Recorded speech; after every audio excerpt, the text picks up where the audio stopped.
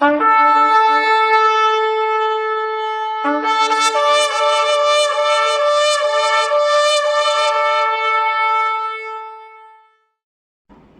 இயேசு கிறிஸ்துவின் நாம மகிமைப்படுவதாக. இந்த நாளிலும் கர்த்தருடைய வார்த்தையாய் நாம் தியானிக்க போகிறதான தலைப்பு விலை மதிப்பற்ற ஆசீர்வாதம். மோர் ப்ரிஷியஸ் பிளெஸிங்ஸ்.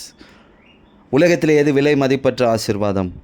உலகத்தில் எவ்வளவு விலை உயர்ந்த பொருட்கள் வைத்திருந்தாலும் சரி, நிலபுலங்கள் வைத்திருந்தாலும் சரி, உலகத்தை ஆதாயம் செய்து வைத்து கொண்டிருந்தாலும் சரி, ஆனால் வேதம் சொல்லுகிறது உலகத்திலே மிகப்பெரிய ஆசீர்வாதம், விலை மதிப்பற்ற ஆசீர்வாதம் ஆண்டவராகிய இயேசுவின் வார்த்தை தான் என்று.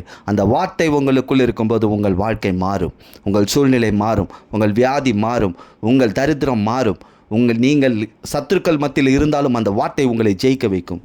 சங்கீதம் 119:72 இப்படியாய் சொல்லுகிறது, அநேகம் ஆயிரம் பொன் வெள்ளியை பார்க்கிலும் நீர் விளம்பின வேதமே எனக்கு நலம் என்று.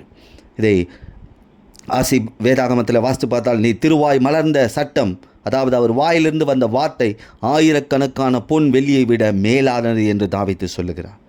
இப்போ எல்லாவற்றை பார்க்கிலும் அவருடைய வார்த்தை விலை மதிப்பற்ற ஆசீர்வாதங்களை நமக்கு கொண்டு வருகிறது.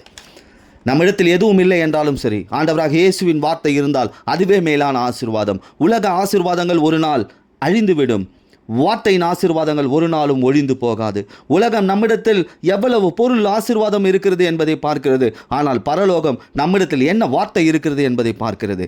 மேலான இயேசுவின் வார்த்தை நமக்குள் இருந்தால் நம்முடைய வாழ்க்கை எல்லாவற்றிலும் ஆசீர்வாதமாய் இருக்கும். இயேசுவின் வார்த்தைகளின் ஆசீர்வாதங்களை பெற்றுக்கொள்ள இயேசுவின் நாமத்தினாலும் ரட்சிப்பேனும் வஸ்திரத்தை உடுத்தினவர்களாய் கிறிஸ்துவுக்குள் உகந்த வாசனாய் வாழும் பொழுது 2 ராஜாக்களின் ஆசீர்வாதங்களை யாக்கோபு பெற்றது போல நீங்களும் பெற்றுக்கொள்வீர்கள். தேசத்தை ஆளுகை செய்வீர்கள். வெறும் கையாய் நான் இருக்கிறேன் என்று நினைக்காதீர்கள். இயேசுவின் ஆசீர்வதிக்கிற வார்த்தை எனக்குள் இருக்கிறது, அது ஒரு நாள் என்னை உயர்த்தும், என் பேரை பெருமைப்படுத்தும், என்னை ஆசீர்வதிக்கும் என்று விசுவாசியுங்கள். நிச்சயமாகவே உங்கள் வாழ்க்கை ஆசீர்வாதமாக மாறும். உங்கள் வாழ்க்கையில் விலை மதிப்பற்ற ஆண்டவராக இயேசுவின் வார்த்தையை உங்கள் இருதயத்தில் வையுங்கள். அந்த வார்த்தையை பேசுங்கள், விசுவாசிங்கள். நிச்சயமாகவே கர்த்தர் உங்களையும் உங்கள் குடும்பத்தையும் உயர்த்தி ஆசீர்வதிப்பார். ஆமென்.